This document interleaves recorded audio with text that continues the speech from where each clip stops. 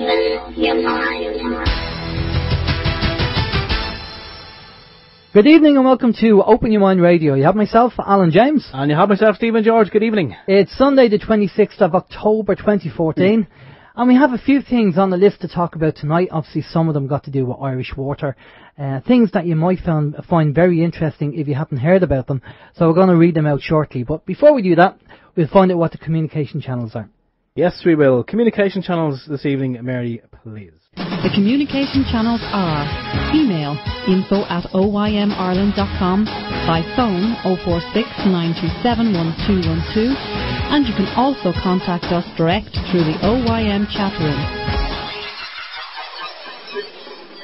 Thank you very much, Mary. 046 927 1212 is the number for the studio this evening. If you're going to call in from outside the Republic of Ireland, it's going to be 00353 469 271212. And as Mary said, yes, we have the website as well, oymradio.com. We also have Facebook as well. If you're on anti-social media, we can be found on there. We also have the YouTube channel as well. You can just go onto YouTube, type in Open Your Mind or OYM Radio. You will find us in there. You'll find all the podcasts that we've done over the years. So, yes, there we go. Alan. And if you are phoning into the show, give us a few minutes at least, or about half an hour, with our guest, who's going to be Olle Johansson, who's an assistant professor of neuroscience in a university, I believe, over in Sweden. We're going to read out the details there shortly and give you a description of Olle's background. But before we do that, just a couple of things, as usual, on our list to talk about. One of them is we've heard through the grapevine that there are some leprechaun and fairies from the leprechaun and fairy communities that don't like Irish water. And apparently there's a number of meters being removed at night, and they don't even leave any money behind. Oh. Yeah. Apparently they're going around, a bit like the tooth fairy, you know, they're going around and they don't like the meters, and apparently they're being removed. And so I don't know who they are. Fair play to them for doing that. I'm sure they're going to have loads of fun with meters. I don't know what they're going to do with them. I just want to know, when these fairies take the meters, what are they doing with them?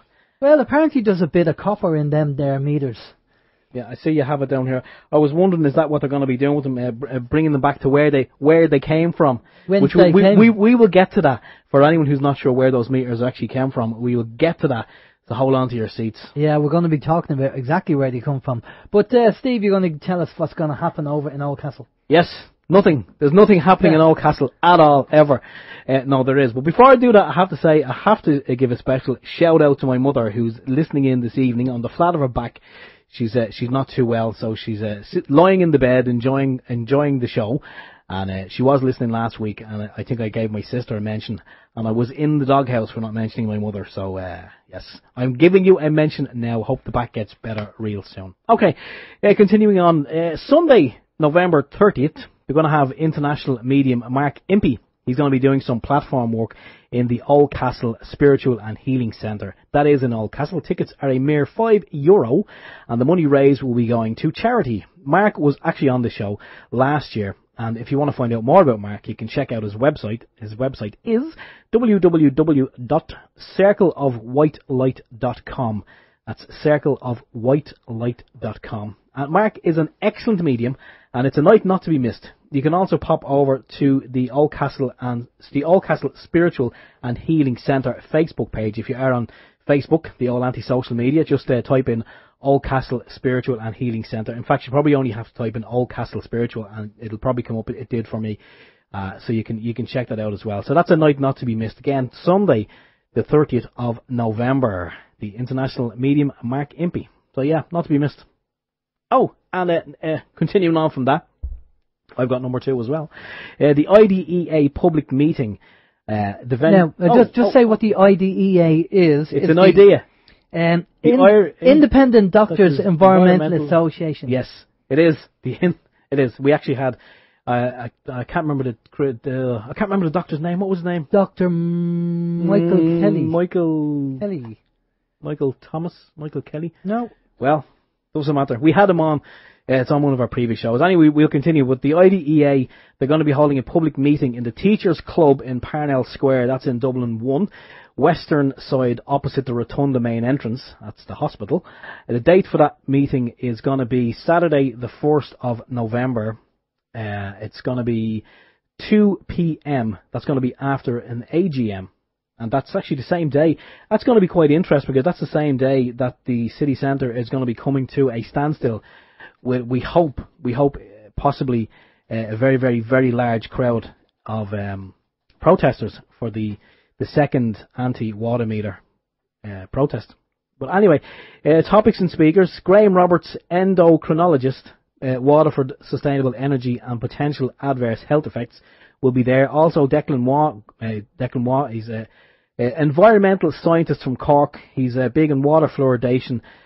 He's also Water Fluoridation's Association with Asthma. He has some new research. Declan's one of our own. He's all over the internet there. If you check him out, he's got some great information. He's written some great papers on the effects of fluoride. Also, there's going to be Horst Egger. Yes, is that a real name? Horst Egger. Maybe I'm pronouncing it wrong, but he's an environmental physician. Germany. Etna Naylor, Enda Dalton Memorial Lecture. That will probably mean more to some people than it does to me. I'm not familiar with the people. Electromagnetic radiation and smart meters will also be covered. Fergal Duff, IDEA Fiesta, International Consultant, the ecosystems approach to environmental management. And there will also be light refreshments provided in mid-afternoon and time for questions and answers after each session. The close is going to be at 5 p.m. So it's going to go on from 2 p.m. till 5 p.m. Again, that's on Monday. No, it's not. It's on Saturday. Not Monday. Saturday, the 1st of November. It will coincide with the protest. So if you are going to go to either one, obviously you're going to have to, leave early and try and get there early because the city may come to a standstill. And as far as I know, it is free as well. So I've been told. I think both events are free. Yeah. And there's going to be music. I believe there's going to be music, chat and laughter is what they're saying at the opposition to water meters rally. So brilliant. So how's your week? I'm glad you asked. Yes. No, my week's been fine. I actually have, as you can see, a little copybook with me this evening. Wow. How long are you going to take up? I could be here for a while. But okay. Actually, before I continue, we should have said it at the start of the show that the connection that we have this evening with Olle Johansson, it's not a great connection. We can hear him fine, but he does have an issue with the link going back to him. He is in Sweden, so we're going to have to talk kind of slowly so he can understand what we're saying, because I say the link it's mixed, kind of mincing up the words. So yeah, just to make people aware. Yeah. Now anyway, my week, I was just kind of doodling on a piece of paper in this little copybook that I found at home, and I'm not going to read out everything that I wrote because it's kind of nonsensical, really. But I was just kind of writing here that life is short and everything can change in the blink of an eye. And some of us can spend a lifetime fighting for change. And we're always going to have other people opposed to us who are fighting to keep their ideas and also imposing them on us. I.e., we can be fighting the government, but there'll always be a government and they're always going to be against the people and always for themselves. They just want total control. And from what I can see and what we're led to believe, they seem to be getting it piece by piece. We have an occasion win or a triumph, but can we really expect to win overall? I don't know. I also have it written here. We are the many. We are powerful, but we are so dumbed down in relation to TV. I'm not going to. There's a list of things there that dumb us down. I'm not going to go into the list, but I'm just going to hit TV and water fluoridation as two. We're also taxed to the hilt, so we really are struggling to try and help ends meet. There's just so much out there to grab your attention and to hold your attention. When people start talking about water meters or something like that, you may not be interested, and it's so much easier to go and switch on a TV and watch, 5 seasons of some BS programming, just to keep you there. That was kind of my thoughts today. And then, actually, out of the blue, we got a phone call to say my sister was coming down to pay us a visit. When she came down, anyone who's been listening the past few weeks will remember that I said my sister has kind of recently woken up, and There's a world exclusive here this evening. Okay. I haven't even told you, but there is a world Okay. exclusive. My sister came down and we're just kind of shooting the breeze, and she's all fired up. She's really hyped up about the water protest. She's watching everything, she's reading everything, but it is getting to her. So I kind of gave her a little pep talk this evening, saying, you know, you know what your thoughts are on the subject. You don't have to go to every meeting, every rally, and read every Facebook post. You don't have to do it, because just being so involved and immersed in it will eventually wear you down and wear you out. So just focus on the road that you're on. You know what I'm saying? Yeah. You're on a road, you want to get to the end of that road. You don't have to knock on every door or listen to every person along the road. You know, she's made a decision, and I think she should just go with it. But she did, and here's the word exclusive. And I am sitting down for this one. I was sitting down today when she said it, but she actually said to me, she said, Stephen, I want to apologise to you. Yeah. Alan has his mouth open here. And I said, what? Apologise? You don't need to apologise to me for anything. No, I want to apologise to you, she said, and I feel I've been thinking this for a while now, but for a long time I thought you were gone off the rails, and you were a kind of conspiracy theorist, and you really kind of you were out there somewhere. And she said, it's only now when I'm starting to see about the water protest and the amount of people who are getting out on the street, the amount of people who are giving me information and putting information on anti-social media in relation to dealing with, you know, law enforcement and how properly to deal with them, and, you know, the likes of the official offer, return to senders, just kind of little bits of information of that. So she wanted to apologise to me, because when I was kind of like somebody with a piece of information, a child with a new puppy, I wanted to show it to everyone, I wanted to tell everybody about it, and she's the same now. And I did give her a little pep talk this evening, just kind of saying, you know, you're overexcited about this information, you want to share it, but you have to remember, not everyone is going to be as awake as you are now. Not everybody is going to be on the same page. So just take it slowly, and you will get people who are not interested. You will be wondering, why are they not interested? This is groundbreaking information. But I said, you know, you're just going to have to take the rough with the smooth. You're on a journey. Keep focused on where you're going, and don't let people knock you along the way. So yeah, there we go. I'm bowled over. So was I. I'm bowled over. So was I. Just imagine the conversation now with your dad, yourself, and your sister in Yeah. the same room. Yeah. How intelligent and how cohesive is that going to be between the three of you? Yeah. I don't even know what cohesive is, but it sounds painful. It's like adhesive. Right, how was your week? Well, not too bad. Just a few things catching up again as usual. Last Monday, I attended the Kells Against Water charges, and there was a good few people there, much more than the last time that we went. Had a good chat, said hello to everybody, and Kells are going to have their protest on the 1st of November, next Saturday at 2 o'clock in the car park across the road from SuperValue. So if anybody's in and around that area and they want to attend the protest, that's where we're going to be, just there at 2 p.m. I also met up with the local community radio station manager. If you remember, we were asked to do our show on the local community radio station when it gets set up. And it was it's been ongoing for a long time, but he said he can see the end of things being organised and getting the radio station set up. So that's going to be a blast if we eventually move to the local community radio station. Again, we'll be still aiming to be on at 7 to 9 on that, but we'll be in a real kind of studio as opposed. Well, we're in the real studio now, but it's not a studio, if you know what I mean. Yeah, I just hope that the one that we're going to be in is as well as equipped as this one. Yeah, exactly, yeah. So if not, there'll be complaints made. So we'll be looking forward to that, and again, that gives us the opportunity to not only reach people on the internet, but to reach people who don't have the internet and who just have normal radios. So that's going to be a great thing to do. Right, the other thing, a couple of things that I think we need to be read out because they're important. Again, a good friend of mine, Liam, has been doing some digging and found out some information. So I'm going to say allegedly, just in case, for obvious reasons, but allegedly, Denis Brien, who is the owner of Irish Water, and his media firm, Communicorp, have managed to become the sole provider of news to every radio and TV station operating in Ireland, with the exception of RTE, who are already compromised, as we know. So when you get your information from radio stations and TVs, guess who's going to be providing the information? Yes, Denis O'Brien's company, Communicorp.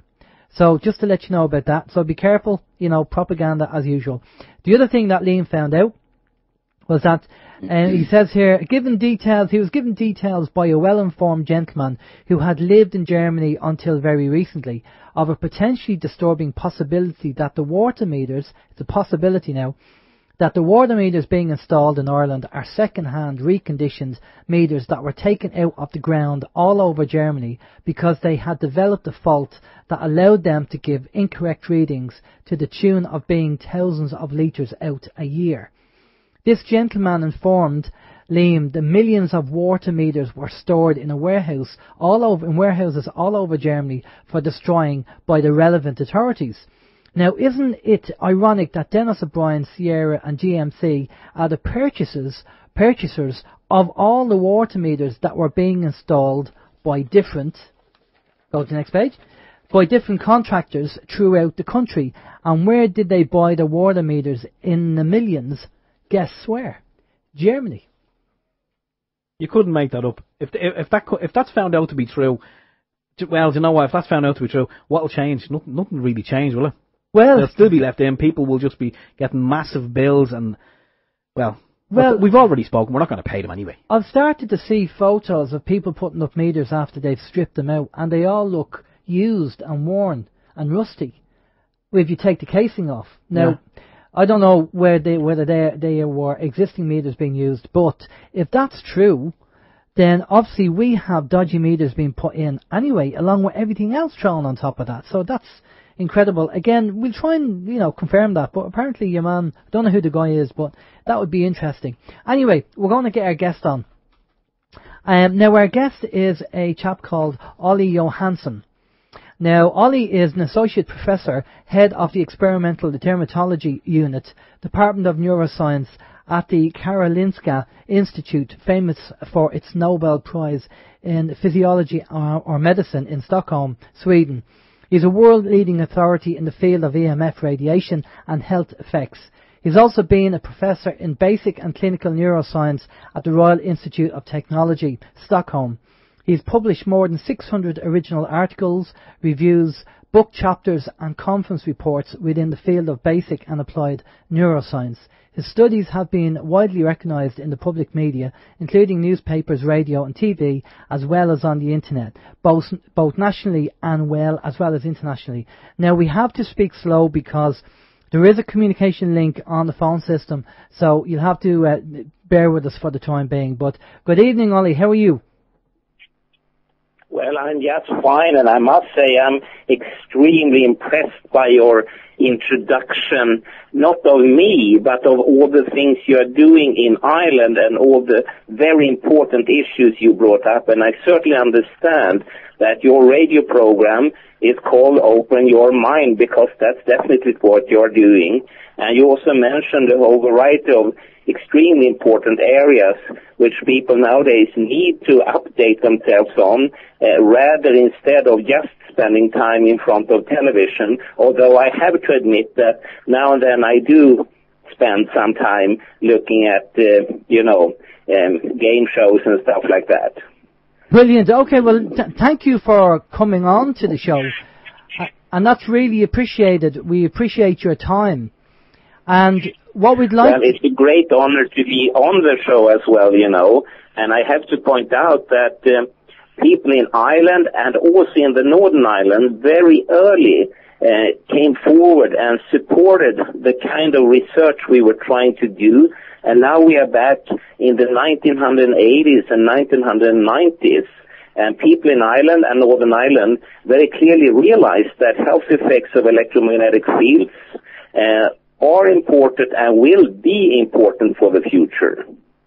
Definitely. Well, before we go into the dangers of Wi-Fi and EMF, tell us a bit more about yourself and what you have found out regarding the dangers of both.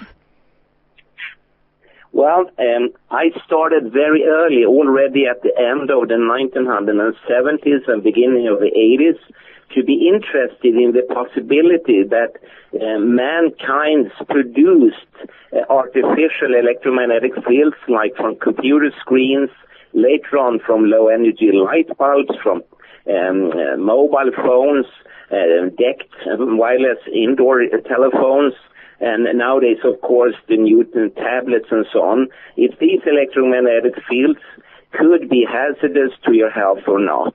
And in Sweden and also elsewhere, we were definitely not the first, but very early came forward a type of persons that claimed adverse health effects when they started to use the very new personal computers with computer screens. And I coined the term screen dermatitis, which later on was transferred to the word electrohypersensitivity, which, as you probably know, is functional impairment. It has been recognized as a functional impairment or disability, you say in English maybe. And so it started very early here in Sweden, but before us, there were such discussions like in the United States, in Norway, and so forth. Yeah, well, we're going to be definitely talking about the hyper-electric sensitivity, because there are a number of people in Ireland, probably a large amount, who suffer from this.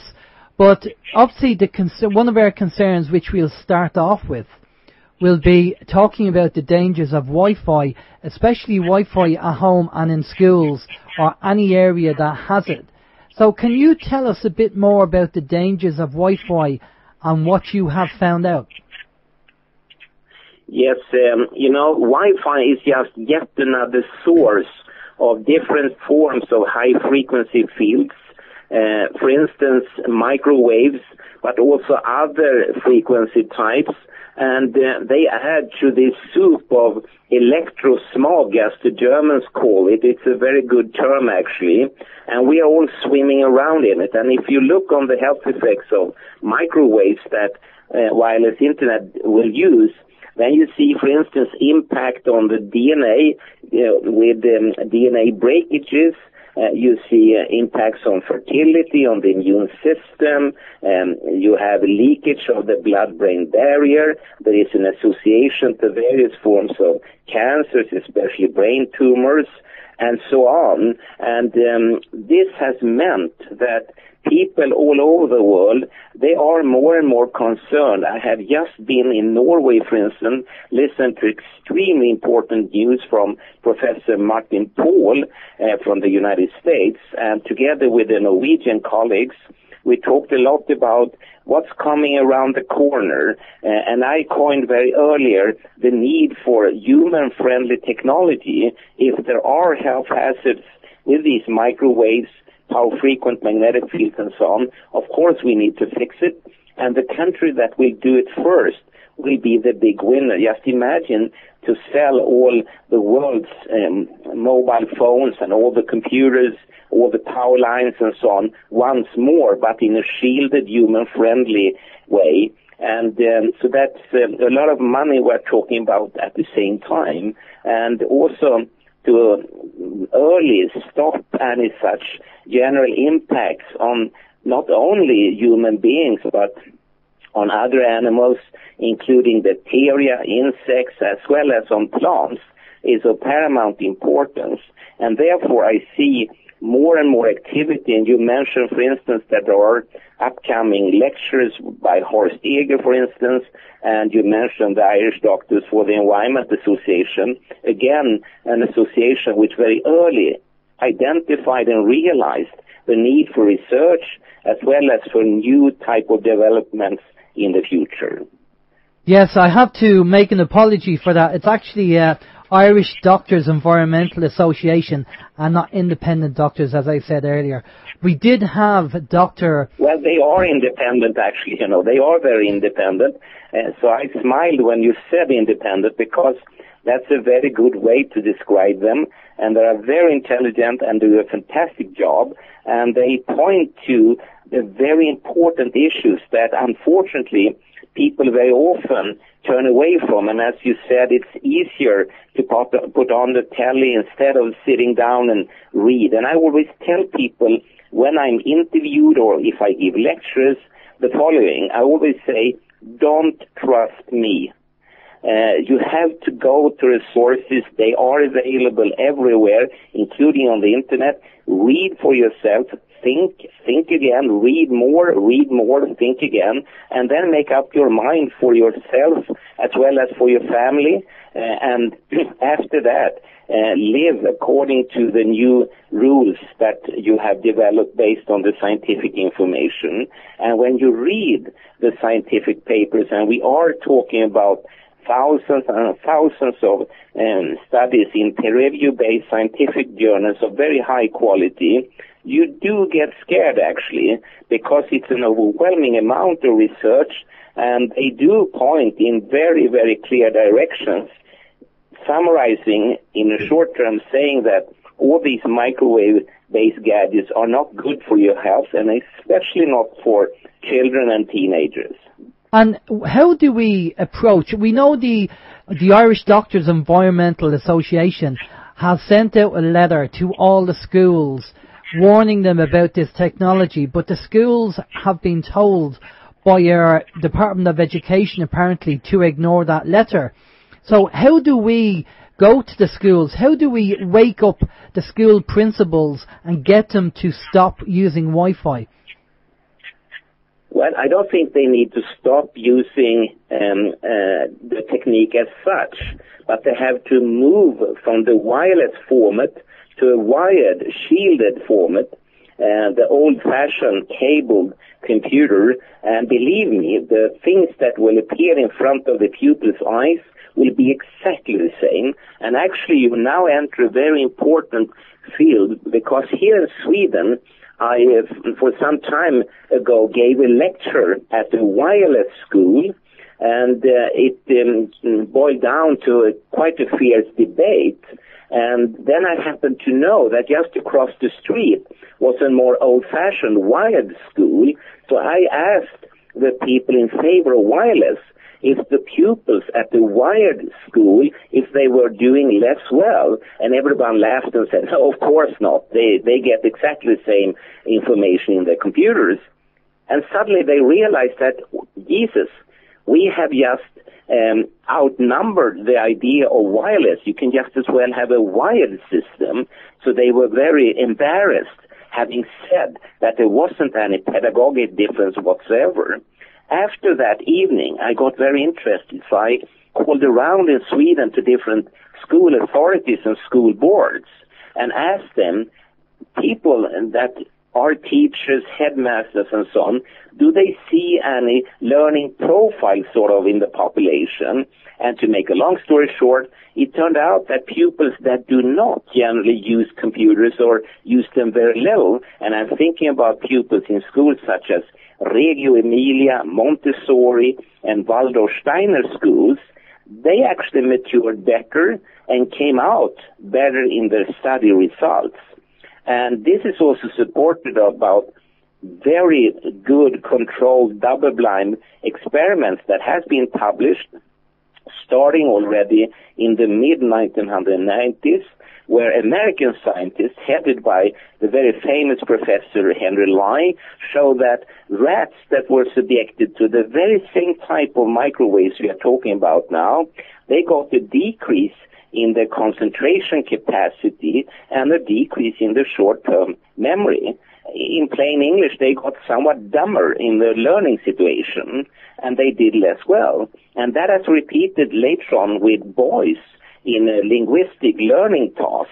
And it turned out, and that was also a very well-controlled study, that if boys were subjected to this kind of microwave radiation before doing such a test, they did it less well. And again, I know that Ireland has produced some extremely intelligent and good people in science, arts, poetry, and so on. And I do hope that this will come on also for the future. And to every headmaster and teacher, I say again, don't trust me. Read for yourself and make up your mind. Do you want to dumb down the pupils, or do you want to really support them to excellence? Yeah, I totally agree. We have produced quite a lot of people from Ireland. Unfortunately, the people who we don't suffer from the intelligence tend to go into politics. But that's another story. Regarding the hyper-electric sensitivity, now over in Sweden, we know that's recognised as a disability. How does that work with children if they go into a school and they suffer from that, but they need to go to school to obviously to be educated? How do the Swedish, the government deal with that? Well, the government doesn't have to do anything because they are not formally responsible for such a situation. It's really coming down to the municipality and, of course, the school as such with the school board and the headmaster, etc. And actually, we have had such a pupil even at the Karolinska Institute.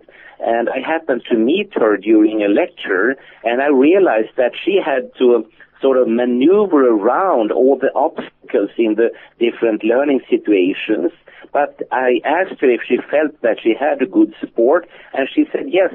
She really felt that everyone was very prone to help her to change any learning situation so she could take it. And this was even before the moment when electrohypersensitivity was formally recognized in Sweden as a disability. And after it, of course, a lot of things have happened, and any parent with such a child should just go to the municipality where there is a special civil servant, which in Swedish is called Funktionshindersombudsman, the person responsible for disabilities and for the accessibility measures that comes with it. And the parents should just ask for any form of accessibility measures that are needed. And I just read, and I'm jumping a little bit now, but I just read that a few weeks ago, yet another hospital ward in Sweden has been started, which is electrosanitized for people with electrohypersensitivity. So even if your child gets ill,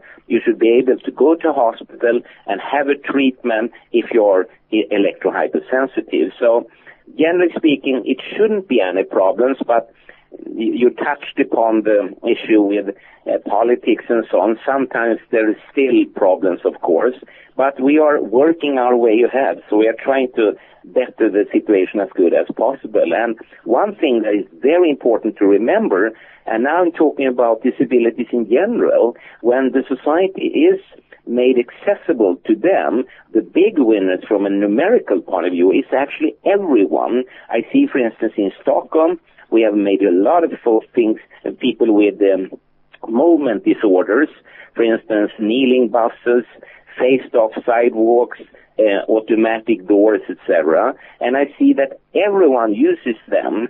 The faced-off sidewalk, for instance, is ideal for their father with a baby pram, for instance, or with a shopping cart, or with a bicycle, or anything, you know. So the big winners are everyone. And if we go back to electrohypersensitivity and think about some of the indicated long-term results from exposure, maybe if we make the society accessible for people with electrohypersensitivity, you and I won't have future neurological disorders or future cancers.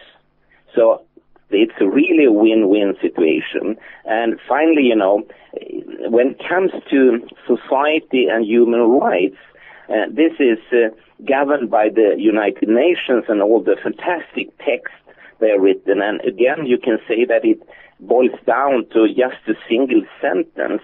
Everyone, even people with electrohypersensitivity, are obliged to live a life, an equal life in a society based on equality. So everyone should have an equal life in a society based on equality. Yeah, no, I totally agree with you. And while you brought that subject up regarding the electronics that surround us, we had one of our listeners do some research for us regarding the actual gates that you find at a shop, like a high street store. So people have, so when you walk out of the store, if you bring a product through and you don't have the tag removed, the actual gate will catch you and it'll beep, and the shop assistant will come out, and you have to go and get the product, the tag taken off the product. So our listener went and did some research on this. So we contacted electronics engineer Lloyd Morgan. Now Lloyd was on the show about 2 weeks ago, and we spoke to Lloyd about this. And he said that the gates that you find in stores, and are in all our stores, like Tesco's, PC World, you name it, all the stores seem to have these gates. And he's concerned about this because he said that you get short bursts of radiation from these gates that exceed the allowed exposure. Yes. So that's very true indeed. And then you should still remember that allowed exposure levels, they are compared to natural background in which you and I were born, they are astronomically high. I would even say biblically high. So even so, wherever you are heavily, heavily, heavily exposed. But of course, if you go through such a gate, you will be even more exposed. And the question is, of course, are we born and have we developed as a species with an automatic shield towards such exposures? And the answer is very plainly no, we haven't. Yeah, because these signals that are coming from this equipment, they're not found in nature, they're unnatural. Well, either they are not found in nature, or if they are found at exposure levels that easily could be 1 million times lower. That's a 1 with 18 zeros after times lower. So the difference is, as I say, biblical. It's hard to even imagine this kind of exposure increases that have been sent upon us just because we suddenly need all these gadgets and tools and whatever. And I don't dispute, many of them do have a great benefit for us. They do make life easier and more fun. But after all, we are talking about toys here. These are not life necessities. Life necessities, they are like you mentioned before, clean water, clean air, food that could be eaten without risk, love, compassion, understanding, support. That's the kind of life necessities every human being needs, grown-ups, adults, or children, teenagers. Everyone needs it. But the question is, for all these toys, could we make them, as I said before, in a more human-friendly format?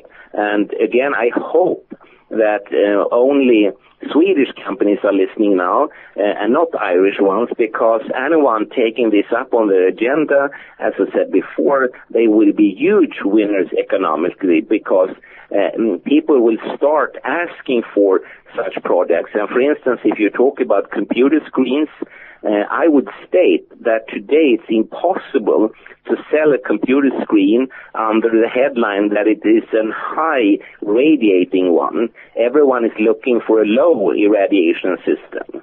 Yes, totally agree. I mean, this is the thing. We had Lloyd Morgan on, as I said, a couple of weeks ago, and Lloyd was talking about the actual radiation itself. And he said it's not so much the frequency, but got to do with the level of non-ionizing radiation that's coming out from these devices. So is that something that you can talk to us about the radiation? Because, you know, when the World Health Organization say there's safe levels of radiation, what's your opinion on that? Well, these levels are definitely not safe if you look and compare with the scientific results. And I repeat myself, don't trust me, read for yourself, and you will see that scientists in a huge number of publications have shown that the levels we are talking about are not safe at all. And so much more political will must find its way here, actually. And of course, we need to also dig down into the social responsibility of the companies as well as of the governments and parliaments here. What kind of exposures can we accept, and why should we accept them? And I think there is a lot of debate that needs to be done here. And Lloyd Morgan is 100% right, because also we have a number of situations where the actual exposure level, even coming down to very, very minute levels, still will make your body react. and from a measure point of view, you cannot, for instance, measure the thermal effect of stars in the famous SAR level, specific absorption rate. It will come out as 0 watts per kilogram, but still any child could see the star and sing the tune Twinkling Stars. And this is actually Nobel Prize rewarded, the discovery behind how this functions. And you also mentioned the World Health Organization.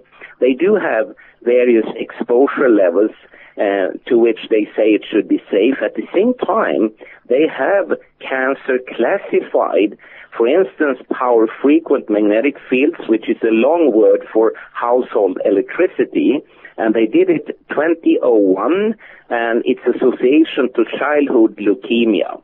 10 years later on, in May 2011, they cancer classified radio-frequent fields, including microwaves for mobile phones and wireless internet, and its association with possible brain tumors.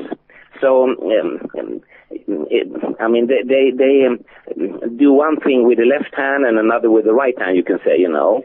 And so not even they think it's 100% safe. And it's interesting because the World Health Organization actually has a class for proven safety, class 4. So if they believed that power-frequent magnetic fields and microwaves actually were safe, they should have put them in the class 4, but they didn't. They put it in the class 2B, and for the association with childhood leukemia, they were very close, 2001, to put it in class 2A, which is the second highest cancer classification. Wow. Now, I do know, somebody said to me during the week, I was speaking to a lady who suffers from hyperelectric sensitivity, and she did say that the World Health Organization did release a report saying that the radiation and the technology is carcinogenic. Now, I'd love to get a copy of that report, but I can't find it. Have you heard about that? I think she's referring to exactly what I said now. And those reports you can easily, I hope, find on the internet, and the association with brain tumors and with childhood leukemia. So they have done this already, yes. Okay. So it should be out there, yes. So we'd have to try and track that down and have a copy of that. Now, over here, Ollie, I'll just say actually to our listeners that if anybody wants to ask a question or phone in, just give us a ring on 046 927 1212, and you can have a chat with Ollie. If you have a question, you can ask him there. Now, over here in Ireland, Ollie, what we have is water meters. And they're putting in water meters against their will. They're forcing us to have water meters in Ireland. And these water meters have passive transmitters on them that are transmitting at 433 megahertz and I believe 900 megahertz as well. Now, we had Barry Trower on our show, and Barry did express a concern regarding the radiation affecting the water that goes through the meter and actually having an effect on the water, especially if you have pregnant women and the damage it could cause to a fetus. But obviously, generally, people drinking water where the molecules are being changed because of the radiation. Have you heard anything about that? No, I haven't, but I have seen some general discussions around it, and of course there could be a possibility, especially if you move to the more modern 3G and 4G signals, which are around 2.45 gigahertz, which is the so-called string resonance of water molecules. And it would, of course, be very unfortunate if it turned out that the water meters at the same time would have changed the molecular setup of water as such, because it also contains other molecules. As you know, it's not the distilled water we drink. It contains quite a lot of things. But I haven't really seen anything. And for pregnant women, of course, we shouldn't mix risks, but it has to be mentioned that there are a number of other risks that are much more potential as we know it now. Drinking alcohol, smoking, living in a city, driving a car, eating bad food, too much sugar, too much fat, etc., etc. But I take it for granted that all Irish mothers already know about these risks. And of course, I sometimes frown a little bit when I see that mothers with newborn babies, they are talking in the mobile phone, and then they toss it into the baby pram, and it falls right next to the little baby, and that I definitely would not recommend. I would keep such a very strong radiation source far, far away from a child.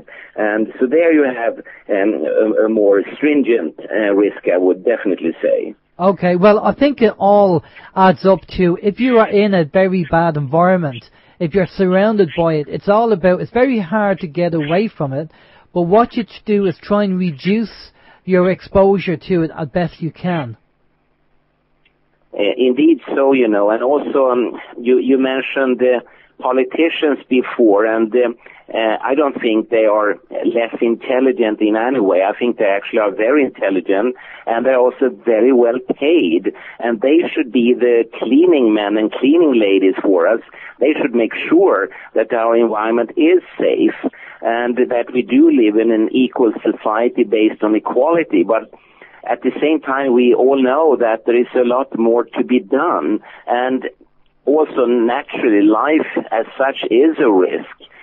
But when I go around and give lectures and talk about various biological and medical impacts of electromagnetic fields, I never hear parents standing up saying, yes, exactly that we want to give to our newborn child.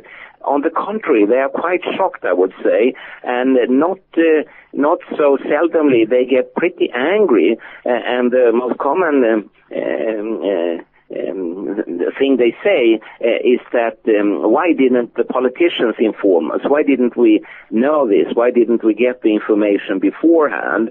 So I think more information is needed, and I see, for instance, the United States, they work a lot among campaigners and activists with different information acts. Like when you buy a cigarette package, at least in Sweden, it tells you clearly that smoking will kill you. It's a very straightforward message, and I think we need more such information. And naturally, if you look in, for instance, the instruction book for a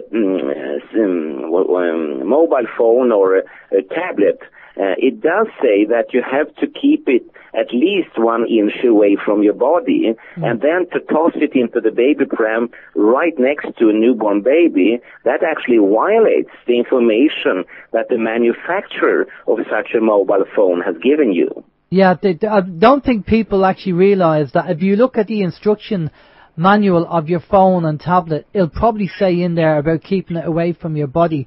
They obviously don't read it. Yeah. But I will say, Ollie, that you're obviously not familiar with the politicians over here in Ireland. We do have politicians that are not intelligent, unfortunately, and are very ignorant, because we do have a recent communications minister has just signed in the last couple of years a contract with the 4G network companies. They received 850 million for licenses.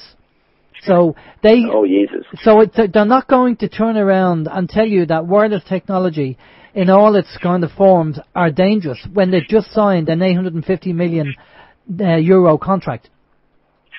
No, I certainly could see the problem on both sides, actually, but I guess the simple solution for you would be to elect another government. That's easy to say, though, because maybe the new one will be just as equally corrupt as the previous one, and I do see this happening all over the world, and I must say, I feel very strongly that mankind is facing such huge problems already now, and not to talk about within the next decades. So we definitely need a completely other way to think about things like this. And I have actually inaugurated an Institute for Common Sense. I'm always coming back to that. That's what we need. We don't need money. We don't need all of these gadgets and so on. We more need common sense. And when you look upon some of the problems facing mankind, they are not very hard to solve. But of course, it will need then great changes in people's lives, including the lives of politicians. Well, as long as you have padded envelopes, Ollie, I think that will continue. That corruption has to stop. But we do have a few questions come in for you, so I'm going to pass over to Steve. Yep. And let Steve... and please ask people to talk slowly. Yes, well, what Steve is going to ask you the question. So, over to you, Steve. Okay, excellent. Yeah, Ole, the questions come in text form on the chat room. We may get a phone call, but at the moment, all questions are text-based. So the first question is from Liam. Liam is wondering, can you tell us about security X-ray scanners in the airport? Liam has a loved one who has to go through the X-ray scanner several times a day. This must be bad for your health. Can you give some information on those X-ray scanners, please? I really can't, because to the best of my knowledge, there are no real studies on these scanners. But of course, as you say, if you have to pass them several times a day, and I just recently, as I said, was in Norway, and on my way back, I saw that some of these security guards, they were walking through these scanners several times a minute, I would say, because they were checking various gadgets and they were checking people and so on. And then I started to think a little bit, how good is that? And I do hope that nothing bad will come out of it. And I do hope that the manufacturers as well as the employers of these people, that they have checked it very carefully. At the same time, anyone traveling with an aircraft is happy if such a scanner will detect if someone is carrying something on board, like a knife or gun or whatever. So again, there are two sides to this coin, and I don't have any easy solution, but I guess they could be shielded, and they could be used in such a way so the personnel doesn't have to get unnecessarily irradiated. Okay. One of the listeners just posted in, the airport scanners are operating in the terahertz portion of the spectrum, and he says that will rip apart your DNA. It will definitely do that in experimental situations, and it has been very well studied using microwaves in the gigahertz range. So I agree with this person, but at the same time, we do need more studies to really know what such a DNA breakage will mean. But as I said before, when I ask people, when I give lectures, including people from the manufacturer and operating lines of society, if they want to have such damage to their DNA, no one says, yes, I want to have that. On the contrary, people are pretty shocked when they realize that there are so many papers clearly showing that microwaves are very, very dangerous to your DNA molecules. And just moving on from that, Chris is wondering, does your research lead you to believe that there may be an agenda behind all of this rollout of Wi-Fi and microwave technology? Do you believe there may be an agenda, that the fact that we're all getting bombarded with radiation? No, I don't think there is such an agenda. I think the agenda is the same as it has been the last couple of centuries, and it's greed instead of need. It's very, very simple like that. And I do hope there isn't any other form of agenda, and I don't see any such signs. But you never know. I mean, I have to be honest, I am a scientist, but at the same time, I'm also just a citizen of Sweden, and in many areas just a lay person. And every day when I put on the TV news, for instance, I am pretty surprised and shocked when I see what's going on all over society. And I think society needs a good cleanup. The Institute for Common Sense definitely is needed, you know. And also, I think more of sort of responsibility needs to be taken out, and you have to identify each single person who is actually responsible for each single action in society. It's too easy to sort of just look away or point away to another table in the restaurant, but we cannot allow that. One has to pinpoint who is actually responsible for this. Okay, we have a phone call. We have a caller who wants to call in. Let me just bring you up, Steve. Do you want to announce it there? Yeah, Olle, we actually have a phone call. A lady has rang in. She's on the line now. Her son, his name is Sammy. Sammy is 19, and he has a question for you. We're gonna just, he's actually from Sweden, so we're gonna just pop him on now. Sammy, are you there? Yeah, Sammy, are you there? Yeah, do you want to ask Olle a question?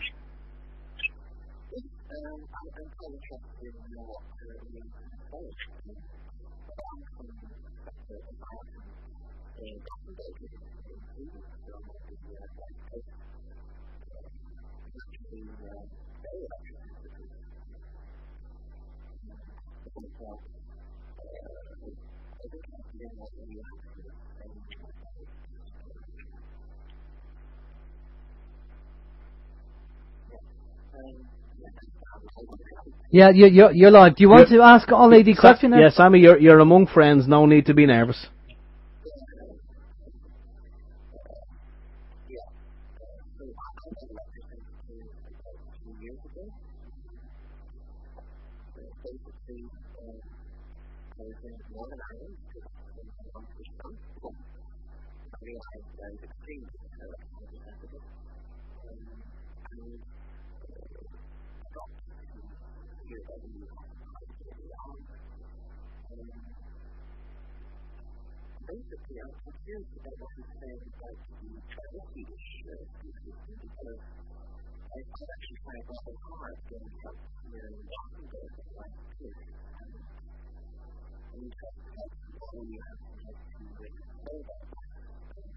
Okay, well, we'll ask him.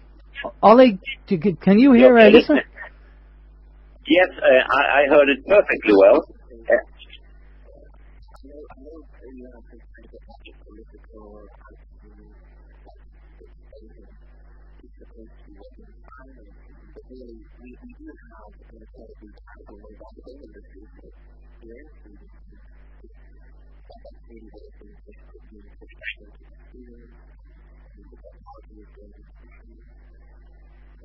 Okay, Sammy, let's get Olle's take on that. Go ahead, Olle. I'm very sorry to hear that you do have problems, and I'm not so naive that I don't know that there are problems, and different municipalities in Sweden are behaving very differently. And as a country, as you probably know, Sweden has been quite heavily criticized by the United Nations for the simple reason that Sweden is among the world's most rich countries that we have. There are few countries as rich per person as Sweden, and therefore the United Nations, they are angry with Sweden that we talk a lot, but we don't do very much when it comes to functional impairments or disabilities, and much more needs to be done. And that was one of several reasons why the United Nations updated their standard rules for people with functional impairments to a convention, and that was done 2007. And still, of course, there's a lot to be done. And I also see very often that people with electrohypersensitivity in Sweden, they need to struggle a lot. But trust me, that doesn't the UN Convention say at all. People with functional impairments, and I repeat again, they should live an equal life in a society based on equality. And I'm very sad and I get upset when I hear that people need to fight so much, Yeah. Okay, Sammy, that's great. Thanks for your call. Much appreciated for calling in. Thank you very much. Cheers. Bye-bye. Let me just add a little bit, because I think this call was extremely important. And I say once more that it's unfortunate that many people in Sweden, with or without functional impairments, have to struggle so much. I cannot see the reason or the need for it. And at the same time, a number of companies and people should earn a lot of money on various techniques, in spite of the fact that few people, or maybe no one, ask, why do we need these water meters? Why do we need these electricity smart meters? Why do we need these tablets in the school, etc.? Instead of giving the child in school a well-paid and excellent teacher with old-fashioned books and the time that is needed to really learn. And when you look upon the scientific results, they talk against all these gadgets and all these sort of dumbing down of the population using all these electronic equipments. That's right. Well, this is the thing. So what can we do? As you say, it's all kind of part of corruption and padded envelopes and what have you. It's the greed, more so, I suppose. And of course, what happens over here is that even if the politicians know about it, they do not want to take responsibility. Would they finish their 4 or 5 years in government and they retire on a pension and they pass the problem down the line? Yeah, that's very often exactly the case. And therefore, I've really urged for a commission that should pinpoint the responsibility and down to a single person who is responsible for Sammy's situation in Gothenburg. Who is that person? And when we know his or her name, they should be brought forward and they should come up with an immediate plan to make the life accessible, to make it an equal life in Sweden as an equal society.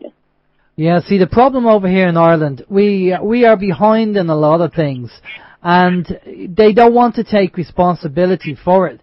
I mean, as we say, we are being forced to have the smart water meters over here in Ireland, and we've already had a couple of people ring up OYM and talk about their hyperelectric sensitivity and saying that they feel that these meters are beginning to affect them because they're not too far away from their house. And obviously it's going to get worse.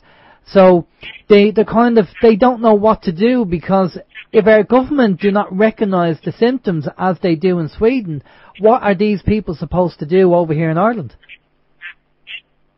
Well, yes, formally, and this is going to be pretty boring and dull. I'm sorry for that. But, if you read the United Nations text about disabilities, to begin with, no one with a disability needs any form of official recognition. And the description of a disability is that it's private and personal and unique. So the recognition is actually yourself doing it. And furthermore, a person with a disability should be met with the same support in every country. And the question to your local officials as well as to government is, if a person, being a Swede, travels to Ireland, at the same time being electrohypersensitive, what would you actually do with that person? Would you kill them at the airport, or would you accept them as a person with disability that needs a full accessibility program?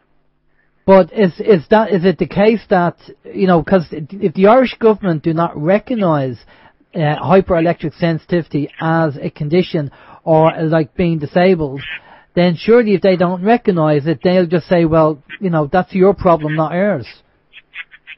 No. They cannot do that, you see, because I'm coming back to the UN texts, which Ireland has also signed, and it clearly states that the functional impairment is private and personal and doesn't need any form of recognition from any official body. I mean, for instance, I could take you one good example. When I go to France, I immediately get functionally impaired because I cannot speak French. And I don't need any recognition from any government or parliament.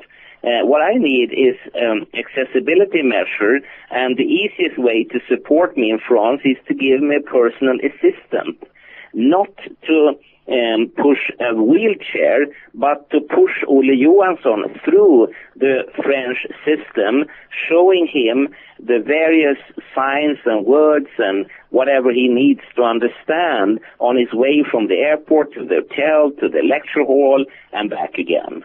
Okay, so... And that is the definition of a functional impairment, and also what the UN stress a lot is that every human being, many times during his and her life, will be functionally impaired. Okay, well, let's take this a bit further. For the people who are suffering from hyperelectric sensitivity here, what can they do? Well, what do they need to do to get recognised or to get things changed? Say, for example, they are living beside a building or a transmitter which is affecting them. What can they do? Do they contact the government, or do they contact the UN? Because they cannot live beside something that's just been built or put up. So how do they approach it? I would start by approaching the municipality, and if that doesn't work, I would go further steps up, including also the European Union as well as the United Nations.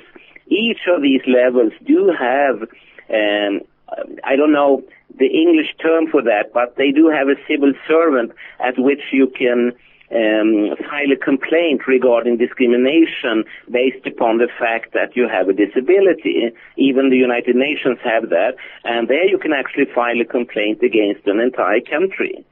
And for me, again, this is not a big issue. It's not very hard to make a situation accessible for a person with electron hypersensitivity, but you do need to have a will to do it.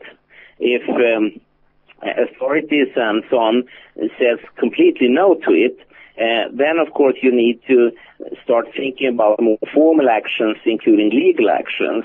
And I see this happening. The kettle may not be boiling, but it's still warming up, I would say, and more people around the world are stressed not only about electron hypersensitivity. That's maybe the smallest part of this question. The big issues or the big pieces of this cake would be like associations to cancer, to neurological disease, learning problems, immune system problems, impacts on fertility, etc. So the debate is starting up more and more. And I saw a few hours ago that there will be a meeting in Brussels in, I think, 1 or 2 weeks about electro-hypersensitivity. And as I understand, it will deal a lot about the impact it has on the society. And for me, it's fantastic to read this because you have seen the very same impacts in a whole variety of different areas. Just imagine you and I having this telephone conversation 60, 70 years ago about smoking. And I would say smoking is bad for you. Everyone on the planet would laugh and said, no, smoking is good for you. Everyone, including movie stars and celebrities, are smoking because it's so good. And suddenly, nowadays, like in Sweden, the most recent discussion is, should we actually abandon smoking even outdoors? indoors it's forbidden, but should it also be abandoned outdoors at public places and so on? And I say again, this wouldn't have been possible without a few people starting this discussion a long, long time ago. And you can talk about gender equality, for instance, the same thing there. A few persons started to discuss this, and today you have an avalanche sweeping through the whole of society, and the changes are obvious, of course. So I'm very positive, but of course, for Sammy in Gothenburg and others, the life is hard right now, but hopefully it will be better.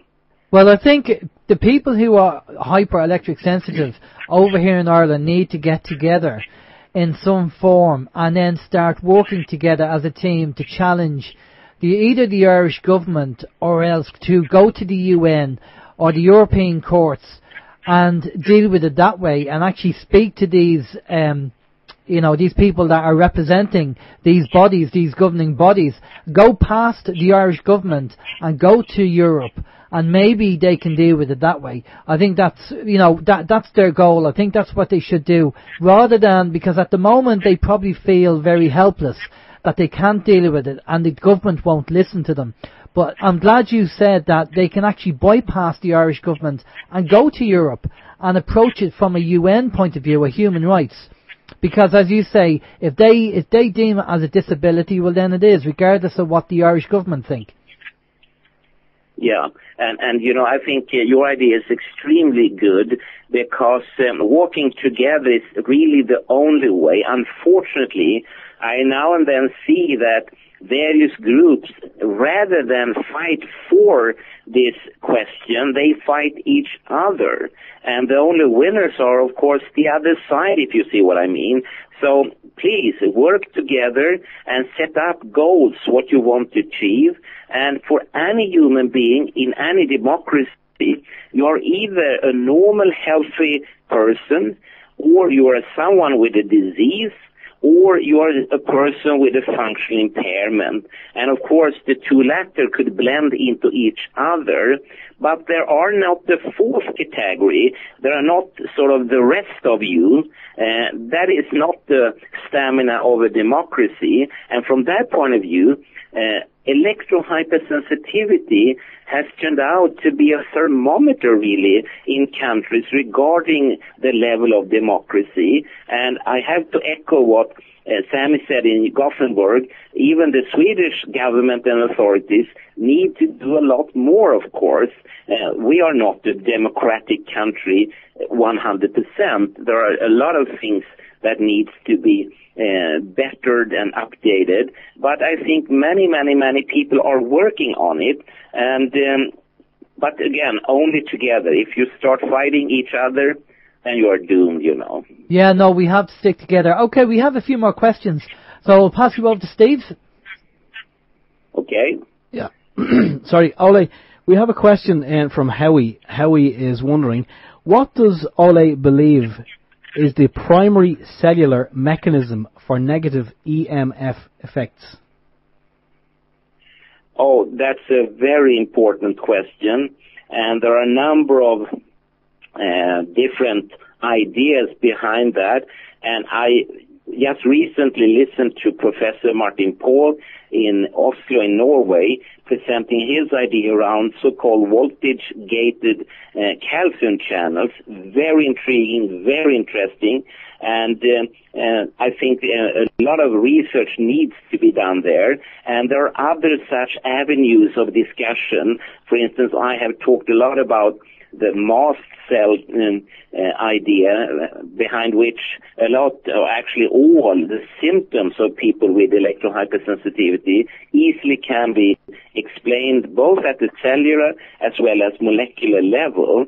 But what we need, and that is still a long way, I would say, to go, what we need are resources so we can do the kind of needle point studies regarding both electrohypersensitivity and its mechanism, but also regarding the bigger issue of health effects of electromagnetic fields.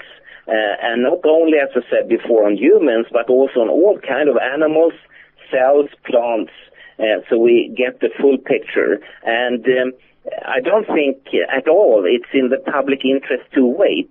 The alarm is actually sounding quite high, so we better get down to this quickly. And that I also see that more and more people around the world are realizing, and I'm just waiting to see big projects being launched along these lines. But we lack still a lot of the details, and it is not because of lack of interest. I have to stress that. It's only because of lack of resources and money. Yeah, well, we know that very well. We've been there, all right. Do you have more questions for Ole? Yeah, go ahead. Yep. Ole, we have one of the listeners has typed in a question in relation to protecting yourself against the effects of the Wi-Fi or the EMF. And it's something that we have spoken about here several times, and that is grounding. Is that something you know about, or are you aware of Orgonite? A lot of people say the Orgonite can protect you as well. Yeah.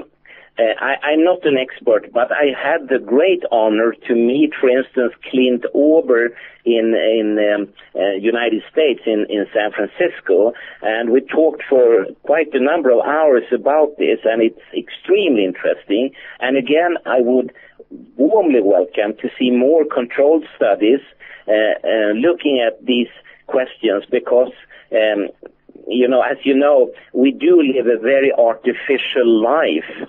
For instance, I'm sitting here in Sweden.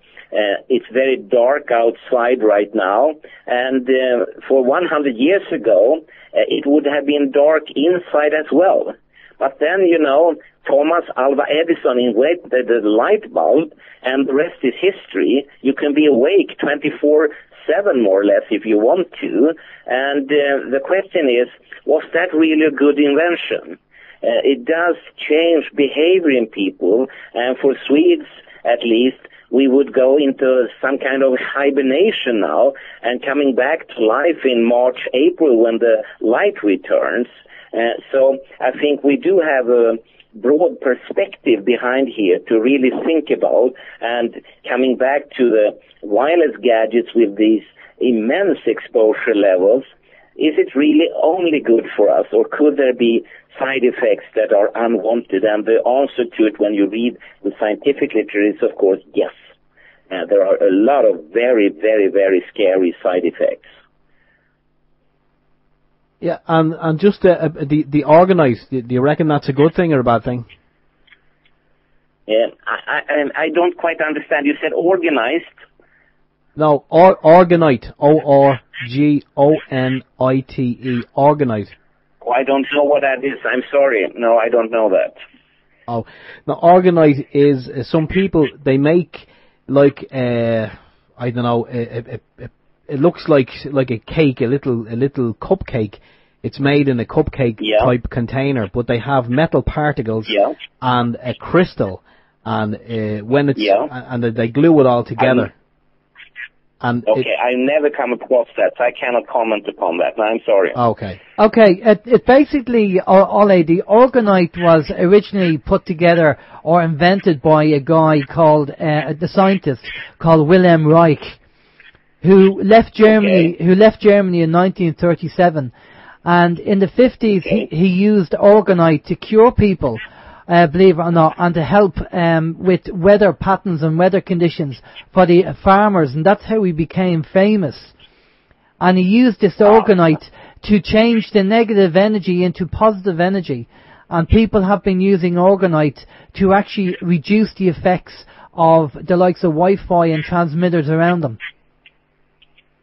This is very interesting, and as a scientist, the only comment, not knowing anything about this, I have to confess, the first thing I would do would be to ask for controlled studies, independent ones, published in peer-review-based scientific journals.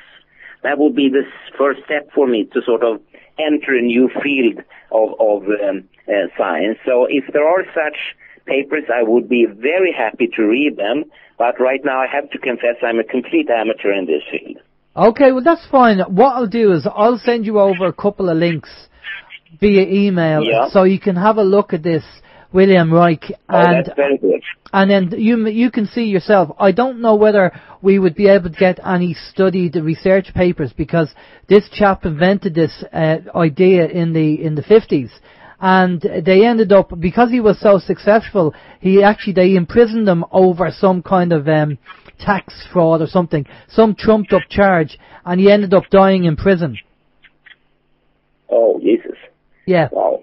They shut him down because he was so successful. Yeah. So we'll send you over some links about that. Now, there's something that I just want to mention here. I don't think people realise how much work that you're doing and how much you're trying to help people with this. Because we did get an email in, and I won't be mentioning any names, and it says here that there is a petition this person wants people to go along and sign, that's been submitted to the Karolinska Institute in Stockholm, and it's protesting against the way they have reduced Professor Jansson's workspace. So they have reduced your workspace, so they are kind of indirectly attacking you. Can you tell us about that? Well, this is nothing peculiar from a sort of formal point of view, since we have had such a tremendous problem in getting funding. Research do cost money, and therefore it's very hard for us to keep the laboratories and offices that we have had, and we have already gone through such a huge reduction, and now I'm facing a new reduction again, and I cannot do very much about that, and I want to stress also that the administrators, they do not formally make any wrong, but of course from a moral ethical point of view, it can be that in the future historians will say, how could they? Yeah. And I always tell people when they work and get home in the evening, and they are going to prepare for bed, and they are brushing their teeth in front of the bathroom mirror, if they can face their own eyes without turning away, then morally and ethically they have done a good job. But if they feel ashamed of what they have done, maybe they have to remake it the other day in another direction. So we shouldn't forget about that, and it's very important to remember that we often sit down with big question marks in our souls and ask ourselves, how could this happen? And very often people say, well, I just did my job, but how could you? Of course, the people that imprisoned Nelson Mandela, they just did their job. But it was awful, The way people treated Gandhi was terrible, but they just did their job. Yeah. The people that Mother Teresa took care of, they were in a very poor shape because someone had done their job. And that's the problem we have over here, Olle, with the installation of the water meters. We have our own police force, which is called the Gardaí, who are actually going beyond their jurisdiction on their job, and they're actually, protecting the people installing the meters. And they shouldn't be doing that, because this is a civil matter, not a criminal matter. The police force over here are just doing their job. That's what they think, which is completely wrong. But I do believe we have another question in, Steve. Yeah, do we have two more questions, Olle? The first one is from Vibe, and Vibe is wondering, can you ask Olle about the rollout of pure Li-Fi? Is that something you can talk about? Oh, I can. It's a new light-based communication technology, very interesting. At the same time, I would be extremely surprised if it turned out not to have severe side effects. I shouldn't sort of go ahead trying to say that I already know, but looking into the way information should be delivered through the air in a wireless system, but using light instead, I would be surprised if you didn't have some problems coming up around the corner. Yeah, I can only imagine. I mean, if Wi-Fi is so bad, then Li-Fi using pure light, I can only imagine what bad effects that would have. But probably similar to Wi-Fi, and as someone else mentioned, Jordan, the comments there about the terahertz frequency ripping apart DNA. I'd say Li-Fi, it's probably going to just do more bad things to DNA. Yeah. And at the same time, you know, again, I always come down to the simple question, what is the actual need for these communication devices? People communicate more and more for every year, but seem to understand less and less. Yeah. Do you think that... So I'm not impressed. You know, I'm not impressed. When I see real good teachers doing their job, for instance, at the Karolinska Institute, I'm very impressed by the fact that they do not use all these gadgets. They're just excellent lecturers. They could be naked, I would say, you know, and still be excellent lecturers. They don't need anything. They have the knowledge, and they have the knowledge how to send a message to a recipient, to a student. Yeah, Olle, someone posted earlier, just in relation to the cell phone towers, and they say that cell phone towers, everybody uses cell phones. We're all on, well, people use the 4G, the 3G, and they're saying that that all of the cell towers are only operating at approximately 5% efficiency, and they reckon that if the cell towers were turned up to maybe 100% efficiency, they could be then used as microwave weapons. Is that anything you might know about? I don't know about such things, but I've seen when microwave weapons have been used, and as any weapon, they are scary, and from a moral ethical point of view, they are completely unnecessary, of course. So I do hope that the towers wouldn't be used in such a way. At the same time, I don't see really how you efficiently could aim such a tower at the population, and maybe they would also be firing back with for instance, metal saws and cars and chains. I saw some years ago, I think it was already in the 1990s, that a group of people in Ireland actually tore down one of these giant masts because they got, I think you say, got pissed. They got angry. Yeah, we heard about that. I think that was because I think it was a mast that was possibly built on a farmer's field, and I'm not sure if it was farm animals that were dying or if it were people living in the village were getting sick. But yeah, we did actually hear about that. But look, I don't know. I mean, if it is kind of scary for me to think that if these cell towers were turned up to 100% efficiency, that it could actually, you know, do a lot of damage on a massive scale never seen before. And you know, who knows what information could be incorporated into the signal? It could be mind altering. They could be maybe could start controlling our brains or something. Oh, that's a very interesting. Yeah, that's a fantastic point you cross now. You know, because for instance, at my own department, there are scientists already working with external electromagnetic fields altering the perception of the human brain. They don't produce any weapons or anything like that. That I'm not saying, but their technique is already here.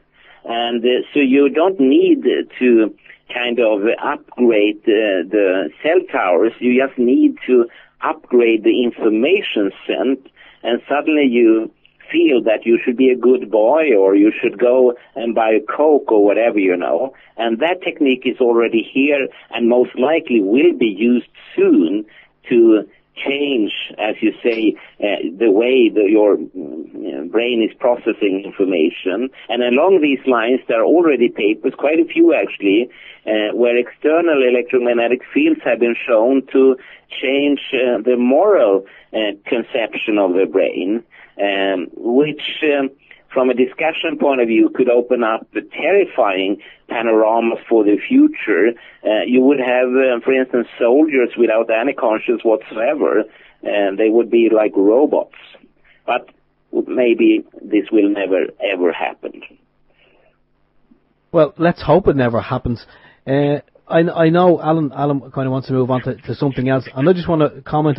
One of the posts that has popped up now is saying that HAARP, I don't know if you're familiar with HAARP, the HAARP. Yes.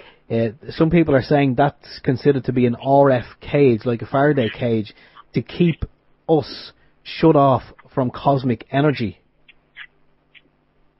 Oh, I don't know anything about that. And as far as I understand, this is just a receptive unit, actually. So it doesn't sort of produce any Faraday cages or anything. But again, I'm a rather amateur on this area, so someone else has to better inform you about the details.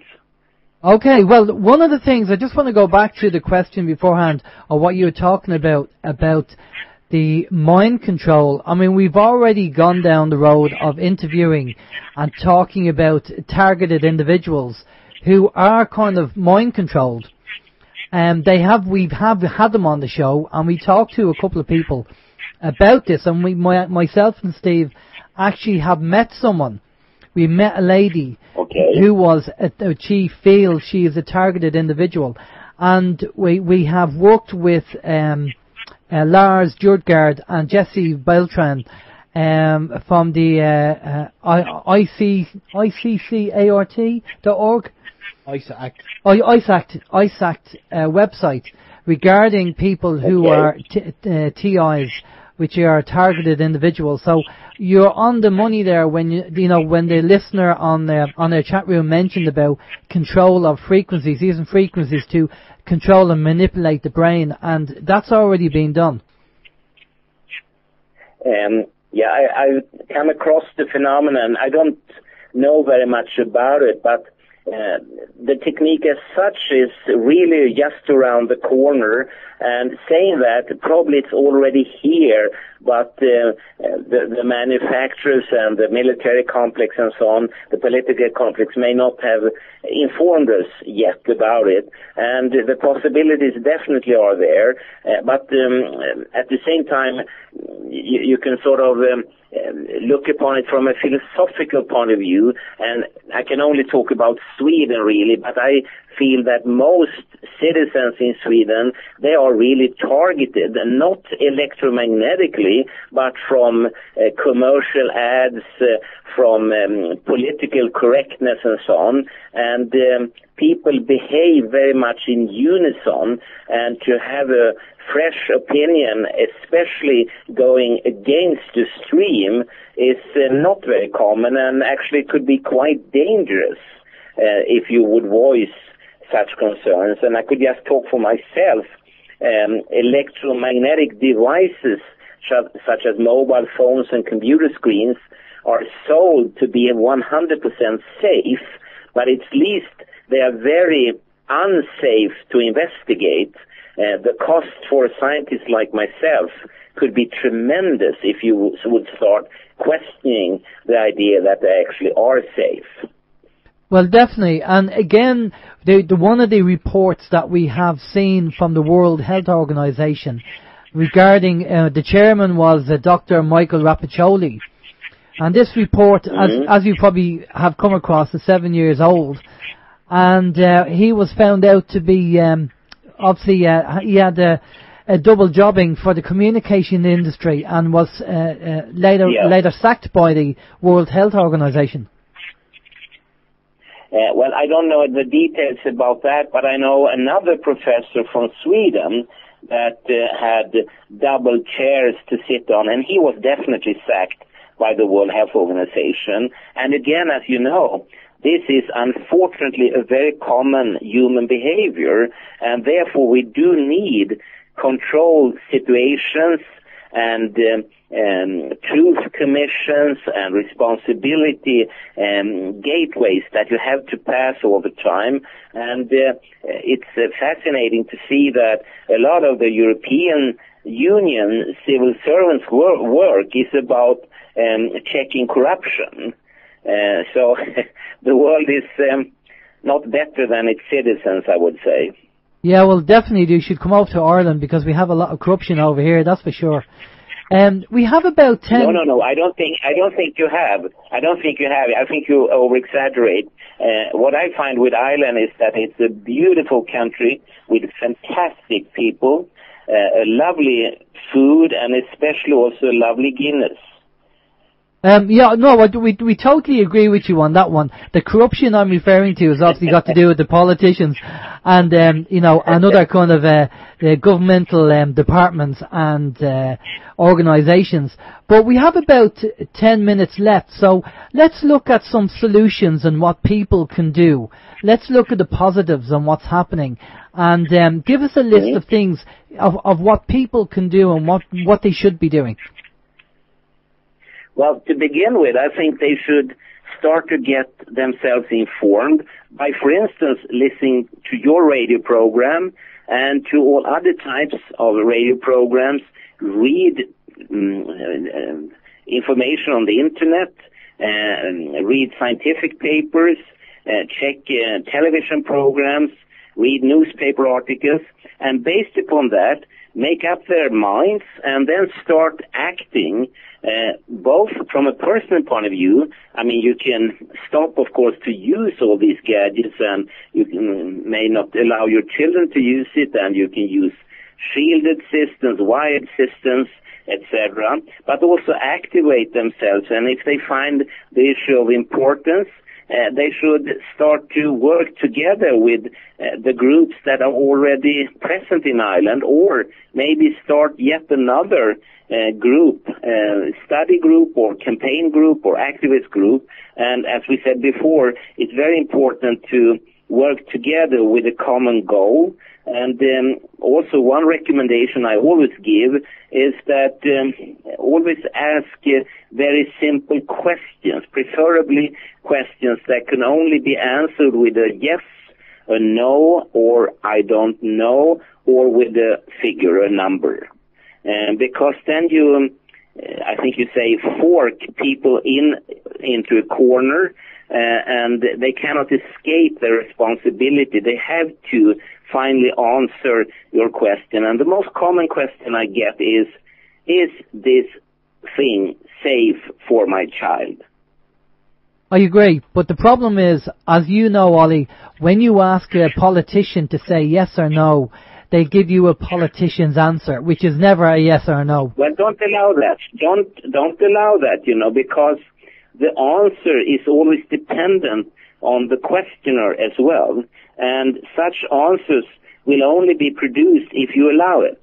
You have to be very firm with anyone trying to sort of scoop the information sideways. You have to come back, and therefore I also recommend to do it in written form, because it's easily saved, and then you can also all the time double check what was actually said and meant at a certain question. Okay, well, here's the kind of negative side, but we'll have to turn it into a positive now, is that we know that I contacted the Irish government. I contacted the Department for the Environment, and I asked them to give me the information that they had to tell me that Wi-Fi and wireless technology is safe. And they sent me the World Health Organization report. That's what they are using. Yeah.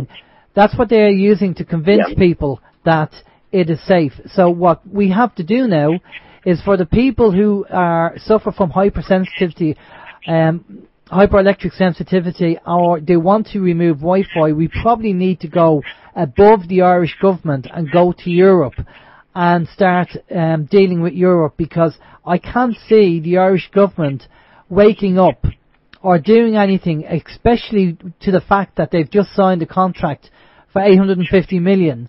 They're not going to expose and say, plus the litigation, they would be sued for billions by people if they turned around and said, oh, by the way, wireless technology and Wi-Fi and mobile phones are dangerous for your health. They wouldn't do that because they would be sued. So we have to go beyond the Irish government. Well, to begin with, I must say that you should feel happy because at least you got this World Health Organization report. I did actually the very same as you did. I asked not the former but the government before that the very same question to produce all the documentation clearly showing that the techniques are safe, and I didn't get even one single sentence. I got nothing back, which is, of course, very telling in a way, and even more so is the fact that the world's insurance companies, with Lloyds in the UK, Reassurance in Switzerland, Ipscandia in Sweden and so on, they do not assure for damages from electromagnetic fields. Again, very telling.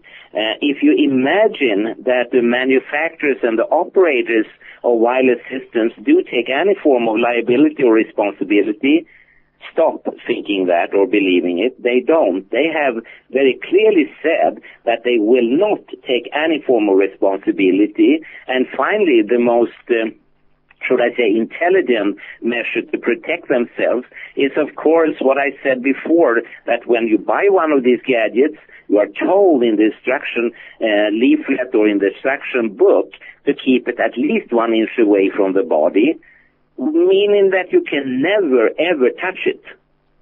Yeah, well, definitely. The moment you touch it, you are really fried, you know. And I think in the future, when any form of legal processes will be started, what the representatives from the industrial side will ask you first is, which hand did you use when you used your mobile phone? And you would say, well, actually I mostly use my left hand. And then they would say, well, we told you cannot. You should keep it 1 inch away from your body. You have violated the instructions we have given to you. Of course we cannot pay you for any health damage. So, from that point of view, I think, as is very often the case, the consumers are pretty, screwed? I mean, they are really fooled by this. And the people believe they are protected, like in their personal health insurance and so on, but they are just not. No, I totally agree. People need to be more and more aware. As you said, you know, on YouTube, you see videos of smoking adverts in the 50s. And I have talked to people about this. And I said, you can see the doctor in the surgery smoking and saying, these cigarettes are good for you, they're good for your throat. Now, if we go back to that time and we were telling people smoking is bad, they wouldn't believe us because the doctors are advertising it. And what we're trying to do now is say the same thing, that Wi-Fi and wireless communications, the frequencies they use and the radiation they put out are bad for you, and they need to wake up and do the research. And unfortunately, a lot of the time the parents don't believe it because they have this trust in the government that if the government say it's safe, it must be safe. Yeah. You know, so... And therefore I think it's very important for every country and its citizens to find out who is personally responsible today and for the coming years, and I would say a number of years, because such a person, if identified, may not be as easily saying that it's safe, because they could run into severe legal problems, of course.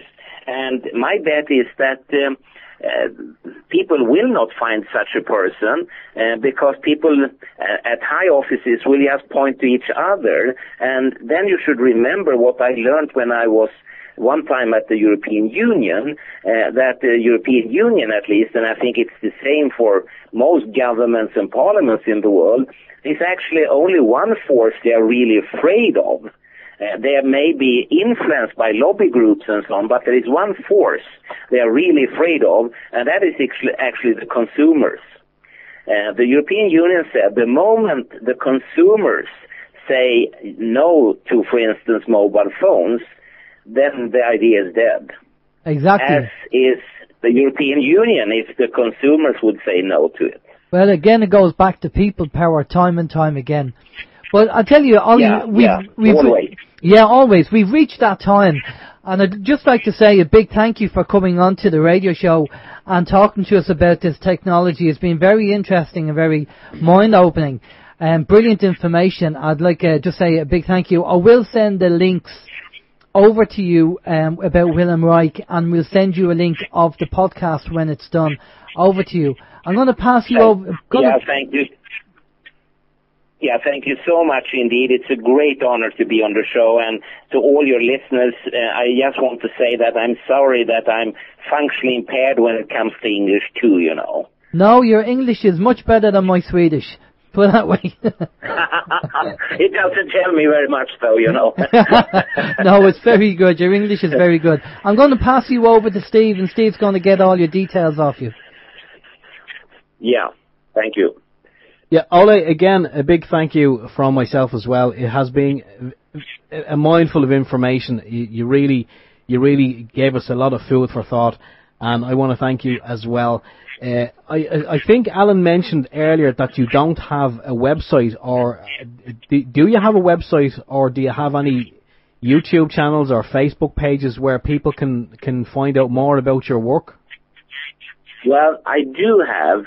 And so I could send it to you, and to be honest, I haven't really collected very much. I know there's a huge number of, for instance, YouTube programs, etc., with me in it. And people could just Google my name and search for it. But I also do have sort of a basic CV, which could be of interest to people, including publications. Yeah. So you're going to send that over to us? Yeah, I could send that to you. Excellent. Okay, Ole, thank you very much. Brilliant. Well, you're going to be on YouTube when we do the podcast, so that'll be up there as well. Okay, Ole, stay with us there for a minute. We're just going to go over to a musical break, and we'll be back after this. This is Open Your Mind Radio on OYMradio.com, UnitedWeStrike.com, and PeoplesInternetRadio.com. Yes, we're back. That was the Stranglers, especially for Snowy, bit of Golden Brown. I have no idea what that song's about, actually. Haven't a clue. Good song, though. Oh, very good song. Yeah. Good 80s song. Yes. So we had, there you go, Olle Johansson. He's an assistant professor at Neuroscience in Sweden. And very interesting information there. It's always good to find out about this, and that's something positive for the people who suffer from hyperelectric sensitivity, that they should get together now in some kind of form or some kind of way and bypass the Irish government and go straight to the UN and deal with human rights and see, treat it as a disability, which is what they do in Sweden. So that might be an idea and a way for them, because I know I've spoken to a few people who suffer from that, and they feel frustrated because they feel, what can they do? They keep asking, what can we do? What can we do? How can we get away from this? What can we do?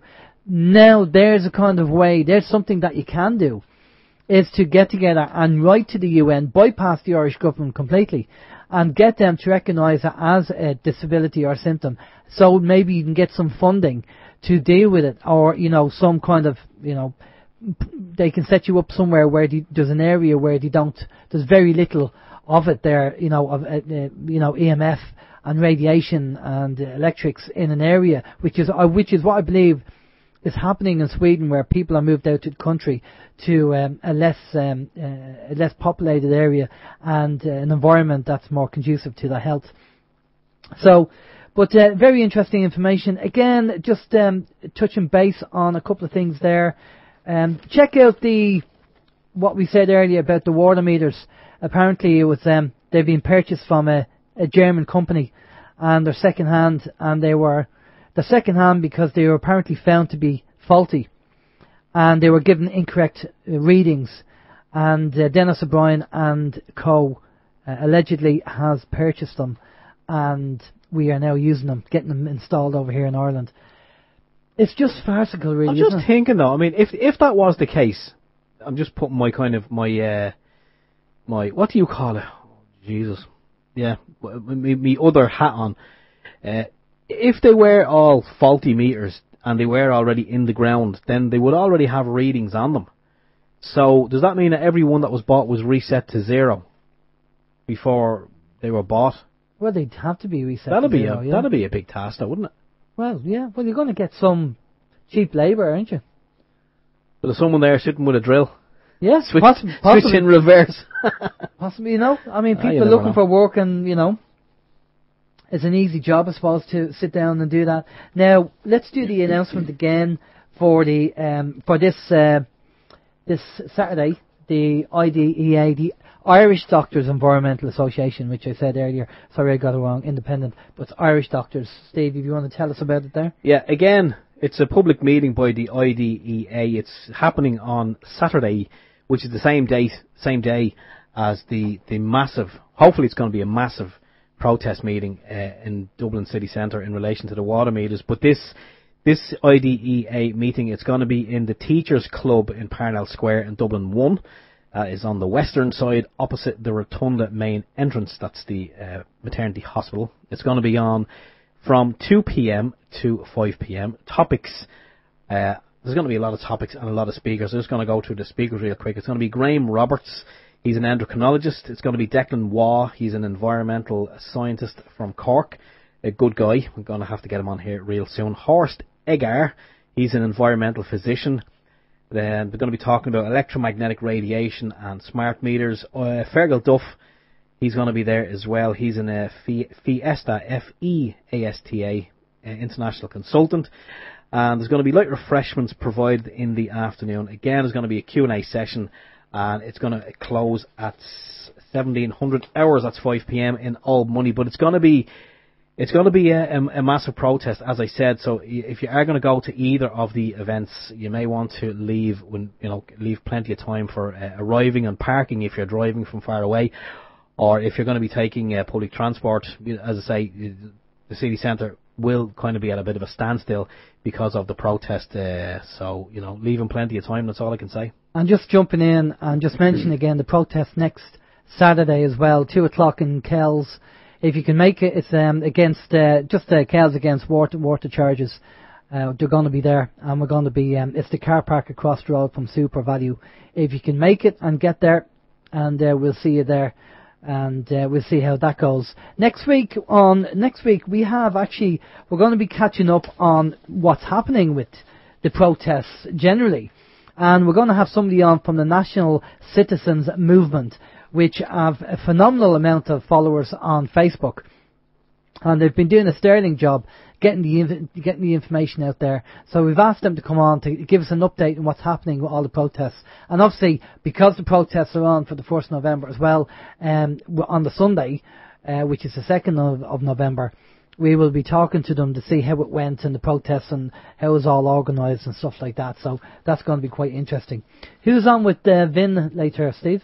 I'm glad you asked. Vin did send us in a little snippet there earlier on. Vin's guest this evening is going to be the Super Big Bad Man.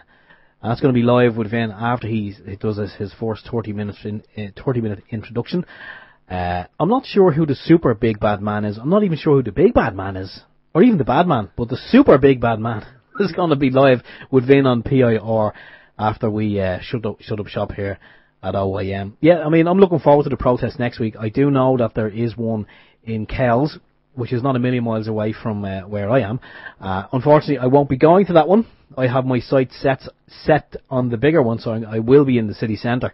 And I'll bring the video camera as well. I'll get some video footage, as I'm sure Alan will probably do from the Kells one. So, we get that, probably get that up on YouTube as well. In fact, I do have footage from the first one. It's not great, but we can probably stick that up as well somewhere. I'm looking forward to that. I know you're going to ask me what I'm going to be doing during the week. I don't know, because I start off the week probably like yourself with loads of plans and ideas of what I'm going to do, but it never really happens. There's always something. Life gets in the way. But it is, for anyone in Ireland, it is a public holiday tomorrow on Monday, so I'm going to be enjoying that. I'd like to say I'm going to be sitting at home with the feet up, but unfortunately I won't be. I do have some things that need to be done. But yeah. Okay, it's all good. But I think with all, I know there are a lot of kind of smaller protests happening on the Saturday. Just wanted to mention that for the people who can't actually make it to the city centre, there will be loads of protests around the country. So if you can't get up to Dublin on that day, there will be one in your area. So, get to that and support the cause. Exactly. And very quickly, just remember what we said in the show. The security gates that you find in the local high street stores, try not, if you have kids, make sure your kids are not playing around them gates, because a lot of the times kids do play at the gates, because according to Lloyd Morgan, we were emailing them during the week that you're getting short bursts of radiation and they do exceed the allowed exposure. So it's bad enough with all the other stuff, but now the gates that you walk through on a regular basis through your high street stores are pushing out radiation that exceed the actual allowed exposure, which is not really good. You could probably run through them. Although if you run through them, you might have a security guard running after you. But I'm not being smart, but I'm sure that would make a difference if you weren't walking through them. If you ran through them, or if it was possible to go around them or jump over them. You can't jump over them, I suppose. But there has to be ways to avoid these things. Even if it's just going through it a little quicker than normal, it will subject you to the radiation for slightly shorter period. Exactly. Okay, so if you have any news, let us know during the week. I have been kind of tied up doing things. Life gets in the way. I haven't really sent out any links at the moment for the last couple of weeks. I'll have to get around to doing that. I've just been busy my end, getting involved in certain things. But again, if you want to support the OYM, please do pop along to our donation button there. Much appreciated. Everything helps. Every euro helps. And if you want to buy a t-shirt or stickers, by all means, they're on the shop that we have there, and that will be a big help. Everything helps keep the wheels in motion there. For the time being, take care of yourself. Have a good week. Have a good bank holiday tomorrow. Take it easy, chill out. Have a safe week. This is Alan James, and we'll catch you next week. Bye bye. Okay, and from myself, Stephen George, I echo Alan's sentiments. If you have a couple of euro you want to spend, not that anyone does, but if you do, if you fancy a t-shirt, there's some available, and if you fancy a couple of stickers, the car bumper stickers, I think we're still doing them 5 for a fiver, so you can log into the shop and you can get them. They look great on any colour vehicle, so make sure you get yours. Anyway, stay tuned for Vincent on PIR, and we shall talk to you all again next week. From myself, take care, bye bye.